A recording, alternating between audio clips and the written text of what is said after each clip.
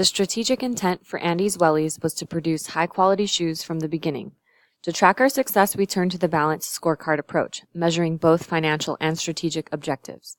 Our financial goal was to increase shareholder value and increase credit and image rating. Our strategic goal was to dominate in the high-quality product market. Andy's Wellies co-managers chose a high-quality, low-model strategy that focused on competitive pricing in each segment. The global competitive market was filled by many companies using the low-cost, high-model strategy, which pushed us to price our products moderately high to maintain market share. We decided to stick to our strategy for the duration of the game. Andy's Wellies struggled to maintain or meet investor expectations over the years.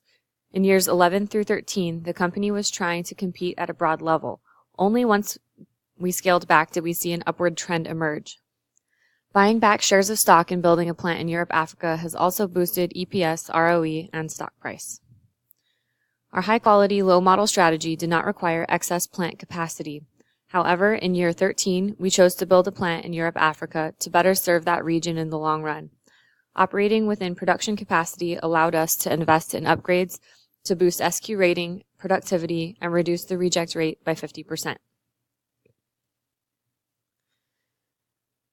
Andy's Wellies struggled financially in the early years. Our primary concern was to turn a profit and reduce overall debt load by paying off the existing loans with excess cash.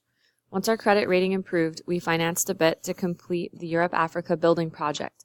Moving forward, we refinanced when feasible and purchased stock back when possible. Throughout the years, Andy's Wellies has maintained a solid presence in the high-quality, low-product niche in the internet segment. The internet segment is not our strongest area as we are competing with companies that offer lower cost and lower quality shoes. Our strengths have included SQ rating, free shipping, and advertising. Our weaknesses have included models offered, celebrity appeal, and retail price.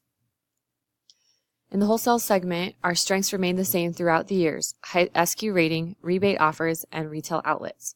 Our weaknesses varied with the changes in tactics applied each year as we tried to find a good balance.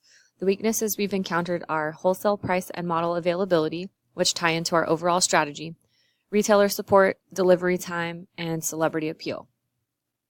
Andy's Wellies has chosen not to invest in many sustainable initiatives. Instead, we focused our corporate citizenship efforts internally, implementing ethics training and enforcement for all employees, as well as creating a workforce diversity program. These efforts were a reasonable cost to our close bottom line.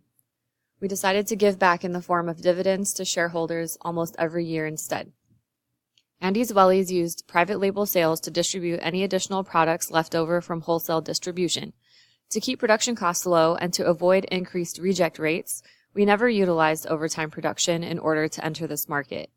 The management team decided to submit bids in the private label segment only if they would be profitable. As a company that values continuous improvement, we would like to focus energy on entering all segments well. This means revamping production costs and pricing elements for both the internet and private label segments. We would also have built additional plants earlier in the game to supply for each region, as well as start off with a larger advertising budget to capture more market share.